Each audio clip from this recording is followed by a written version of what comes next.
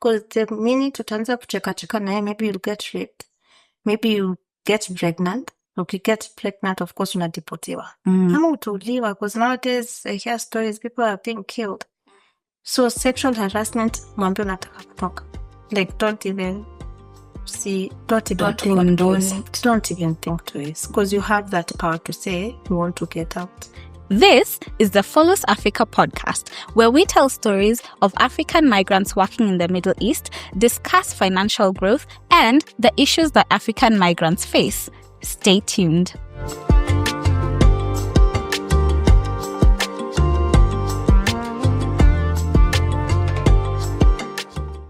Hello, welcome to another episode of the Fulus Africa podcast. Today, we're joined by Rosler. Hi, Rosler. Hi, how are you? I'm good. How are you doing? I'm fine, thank you.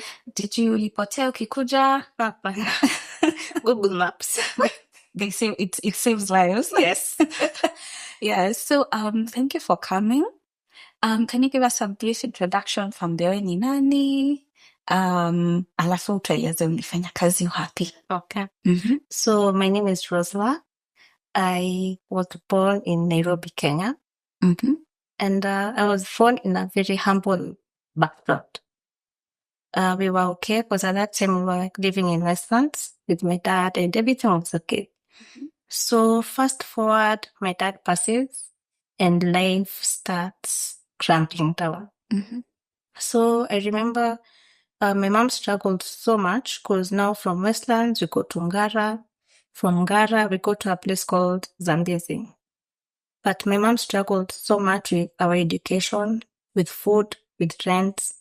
And actually even how she traveled to Saudi Arabia, that's when I had finished my Form 4.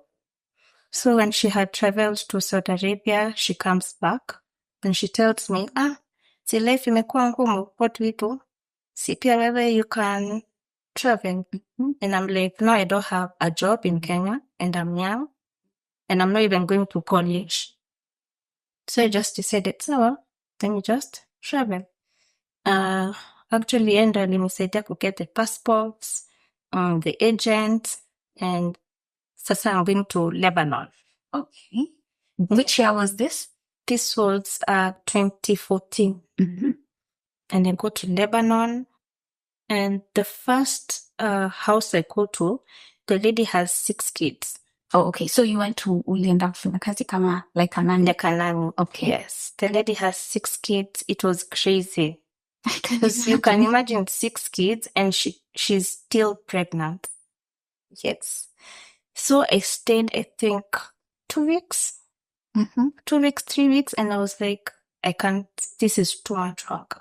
Because even I remember I used to sleep in, not even in a bedroom, in a couch. And not even a blanket, like a bed sheet. Yes. And I'm supposed to wake up every day because the houses were so big. We're supposed to work like crazy. The kids are going to school, yes. But ile kazi umeachwa nayo, it's crazy. So 3 weeks, I'm like, let's go back to the offices. I can't handle this. So we go back to the offices. The offices, of course, they threaten you. Oh, you don't want to work. You don't want to work.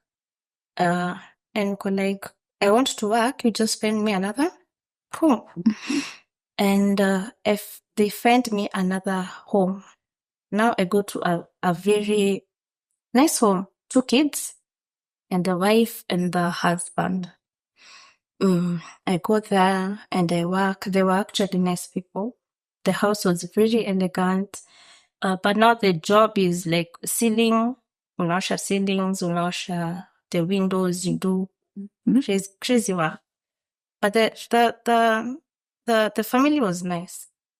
So I remember there's a time we have gone for a vacation just in Lebanon, but they had with the family. Yes, they had a penthouse. So I don't remember why this lady, me and her, we started quarreling. But she was like, you see, you'll always be a maid. Utaenda mahali, nini, just because I told her, me, I can't work yet anymore. Because what was your reason for not working there? Because now, this man, the husband, I couldn't tell her, the husband, alikuwa ameanza kunikatia. Oh, okay. Yes. Because of course ningemwambia ingekuwa like so much drama. So she was like, even wherever you go, you'll always be a nanny, nini. And I was like, you know what? Let me just go. So now I go. Nimerudi ofisi. Kurudi ofisi, the threats.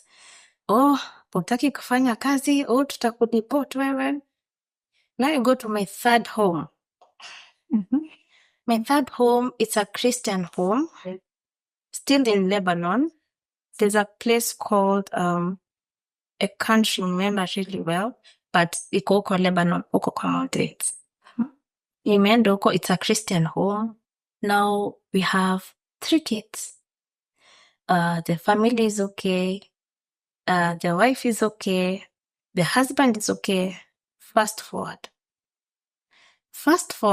the husband, every morning alikuwa anaenda balcony kustretch. Sawa, na mimi, of course, nipo kitchen, nafanya kazi. All of a sudden, there's a time, akakuja akanishika, and I was like, mbona wanishika? So now the wife is pregnant. Like our 4th baby is coming. So of course, kazi imekuwa mingi. And I can't handle all that by myself. So nimewambia, I want to go home. Kwa sasa nimechoka. Umeambia agent ama just the family? The family, nimewambia I want to go home. The wife comes and ananiambia ati, Rosler, after everything I've done for you, why do you want to go home? Nini. There's nowhere you're going. And I was like, what? I want to go home. The next morning, I remember it was a very sunny morning. Niko kwa balcony. And I have told this man, I want to go home. Alichukua broom and akanigonga. I think alinigonga. Because at that time, tulikuwa tunatumia WhatsApp. I called my mom crying. Nikamwambia, mama, huko nimechapwa. Tunataka kukuja home. Akaniambia, wacha niongee na huyo baba, ukuje nyumbani, usuliwe huko. Then all of a sudden, this man goes to the bedroom and he comes back. Ako like, Rosler, take your bag. We go to the airport. Oh, so he's not even taking you back to the agent? No, I want to go home. Me, I'm tired. I want to go home. You had your passport and everything? Yeah, he had my passport. So apparently, hanipeleki airport. Peleka wapi? Akanipeleka the mother's house. Akaniambia, Rosler, I want you to sleep with me. Yes, if you want to go home, I want you to sleep with me. And I was like, no, nipeleke basi kwa offices. And that's that tukaanza struggle. He almost raped me at that point. But thank God, I'm just saying thank God, he never ako in rape. And akaniambia, you know what? Just take your bag. Let me just take you to the airport. And he took me to the airport. And when this is all happening, where's the mother? Because now he's taken me to the mother's home. The mother saa ako kwa nyumba ingine. Oh, okay. Like they had like 2 houses. And now nime land Kenya with my bag. Because everything I left behind. So now when you're coming back, which year is this? This is 2014. Oh, still in 2014? Still in 2014. Or 2015. I can't remember. But still, that's a lot of drama for a short period of time. Yeah. Because now you go somewhere, if you're not comfortable, you're not comfortable. So nimerudi home. The situation back home is not so good. But now, I'm just telling my mom, because I used to send you money. Pesa iko wapi? Okay. Pesa iko wapi, mom? So why were you sending your mom money? Because now ya kujiekea. Sasa singejiekea, me I'm a spendthrift. Tungeenda mali nitumie hiyo pesa. Ni vizuri kujijua. And now the only person I can trust is my mom, knowing akiniekea pesa, obviously nikirudi home nitapata nini? Pesa. So I come back home, mom, doiko. Ako like, unajua kulikuwa na organization ingine ya wildlife and walikuwa wananiambia if I give them this money ati nitaingia hiyo kazi. Hiyo hakuna kazi kama hiyo. Hakuna organization kama hiyo. Like pesa yangu ili go down the drain. Ilikuwa pesa ngapi? Like 100 trees. Wow. Yes. Mm-hmm. So after that situation, sasa I go back home, tunaishi Kiamba. Kiamba in place ghetto hivi. And sasa nimekaa niko like, sasa hata nikikaa tutasaidianaje? So I go back. But now I don't want Lebanon or Qatar. I want Dubai.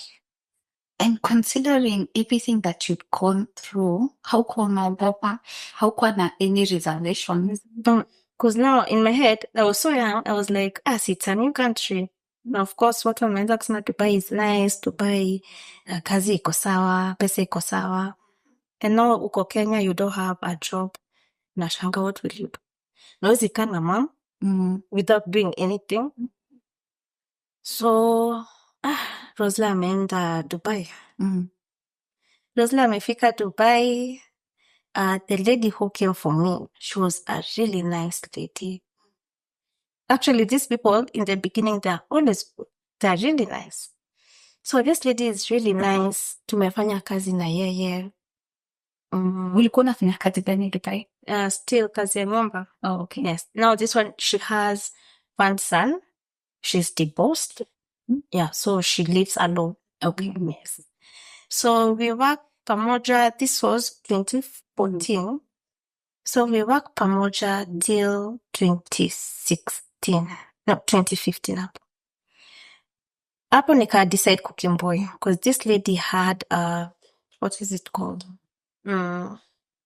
Bipolar. So. Oh, yes. Okay. 1 minute she's okay. The next minute anageuka, anakuwa mnyama, like anaanza kunigombanisha out of nowhere, anaanza kutupa tantrums. Actually, even I noticed the son alikuwa anamuogopa. And then there's a time nilikuwa kitchen, akanispank. So I was like, hey, huku ni wapi sasa?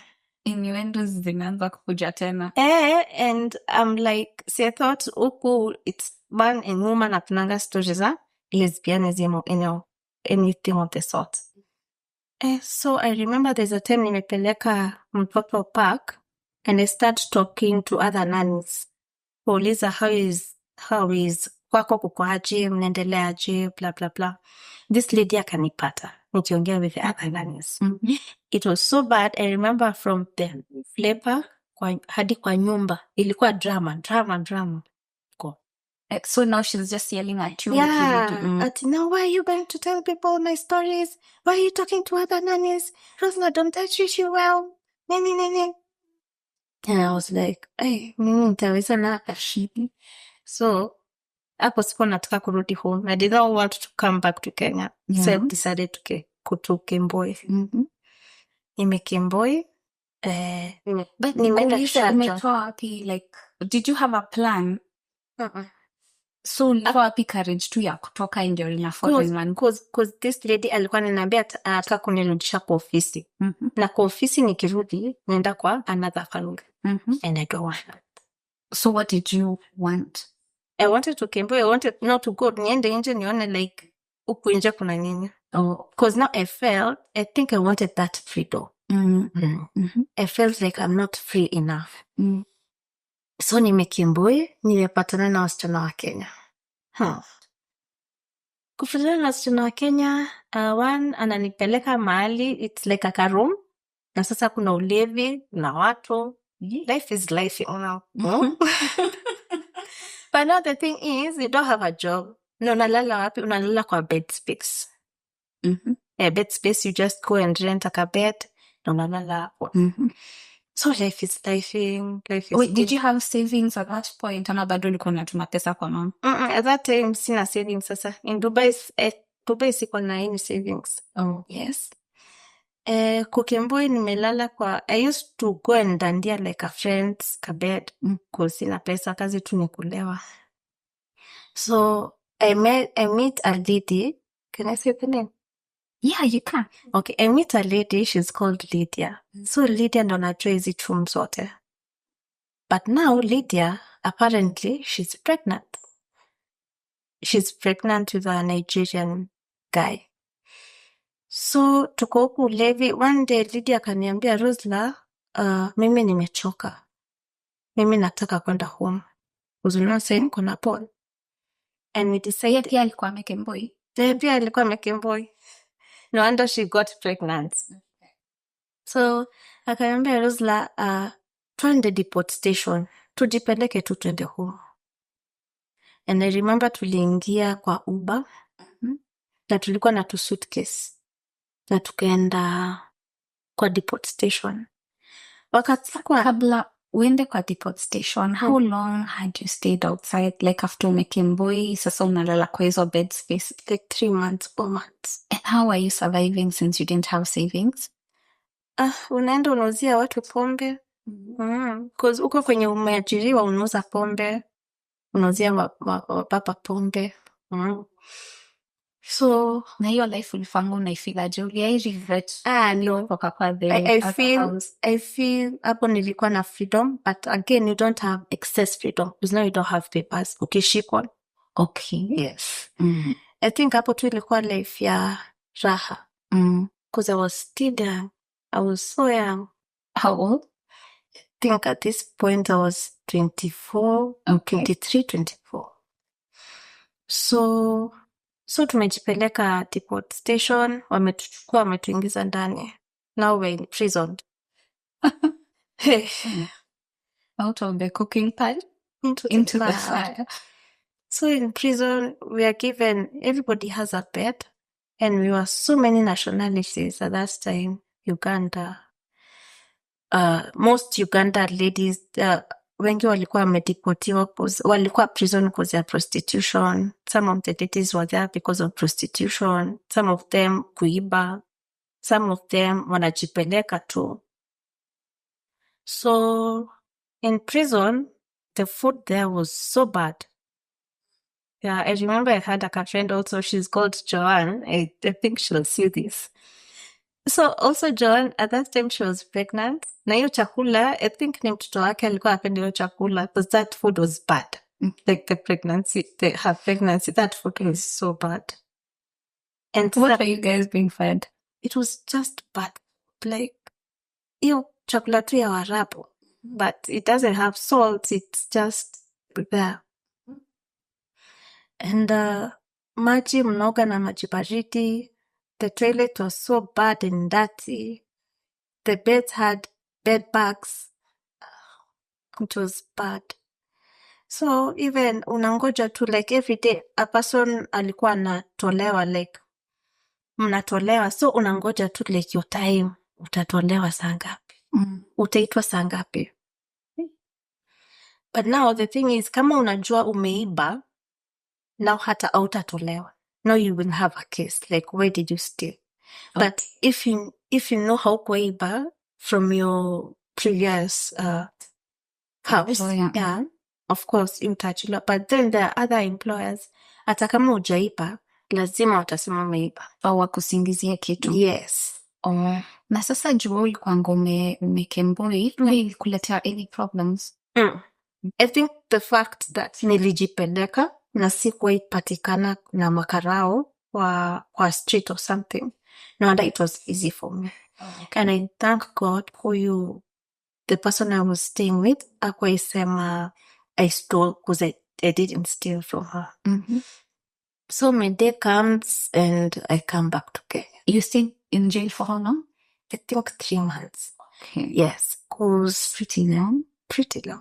Because now it's 2017. Tumerudi Kenya. Na nini ilikozi hiyo delay ya the 3 months? Because the assumption is ukienda umejipeleka urudishwe nyumbani watakuweka tu kwa ndege urudi. Now they have to go and track this lady where I used to stay. Waende wamuulize, nitoke. Anakata. Yes. Like hao ndio wapona say kama mtu atoke ama asitoke. So wizirudishwa tu Kenya juu umetaka kurudi. Hata kama haujaipo. You did an offense. Ulikuwa unatembea kwa country yao bila papers. Yes. Okay. So ni huyo mkubwa kusema utatoka sangapi. Ama if you have a bad person utaka. But if you have a good person atasema wacha tu atoke. But like sasa the person I used to stay with akwesema I stole from her. And that is something I really thank God because I think ningeka sana. Okay. Because nilika penye nilitoka, I left Joanne there, I left Lydia there. And me, I came home. So without any savings again. Okay. I'm just curious. Umesema uliwacha huko. Did they manage to come back kabla wazae? No. Walikuja then wakazaliwa huku Kenya. Oh, okay. Yes.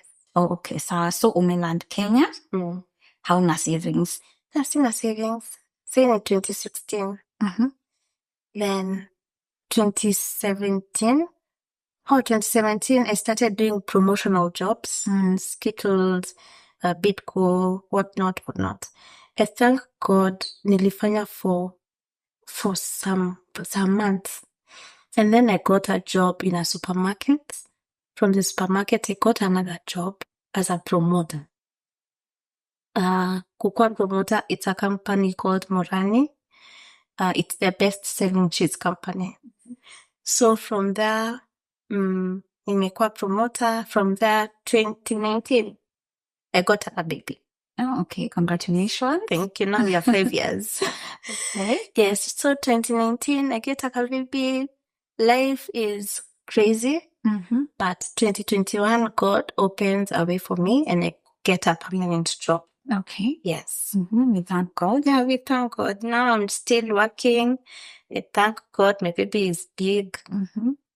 After yale yote umeyapitia. After yale yote nimepitia. Yeah, but I thank God I had that experience because sai maybe watu wanataka kwenda and they're wondering, wow, what can they do? I think for me the mistake I did is not save. Okay. Yes, that's the mistake I did. Because kama ningepata, like, if I can transfer money from that end to Kenya's bank or something, ingekuwa easier. No. And then that sending my mom, you're paying us. Sana.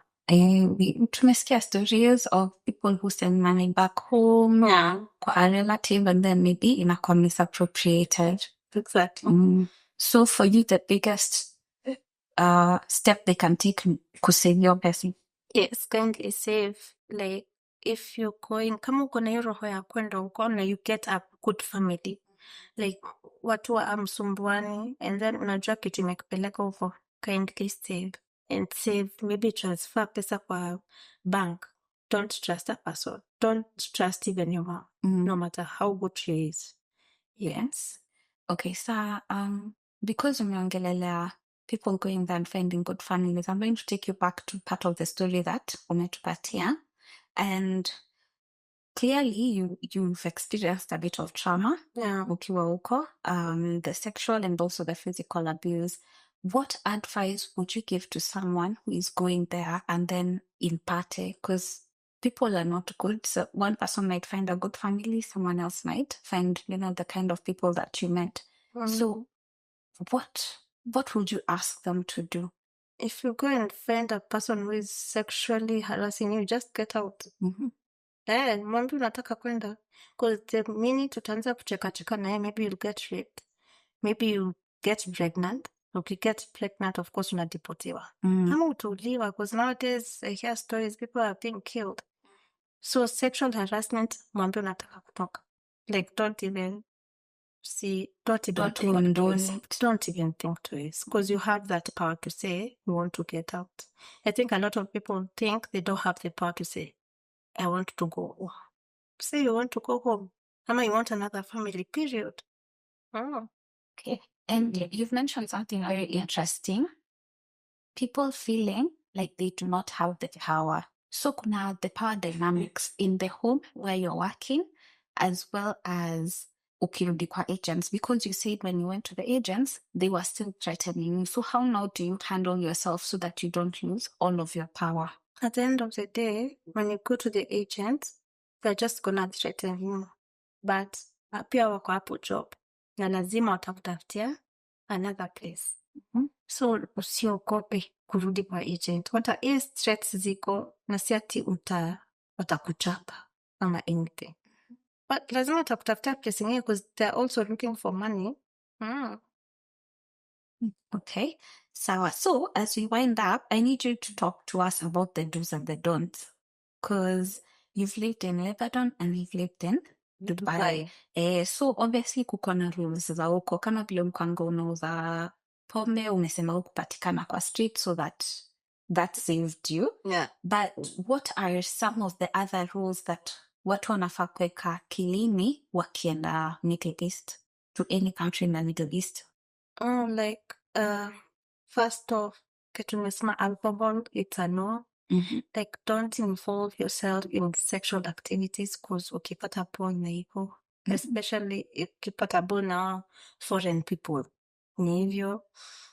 Like, and then if you know what you're going to do, and of course ujue hiyo kazi ni ngumu, kama unajua kujitolea, go and work, but don't settle for nonsense. Don't settle for sexual abuse. Don't settle for these women at threaten about killing you and all that.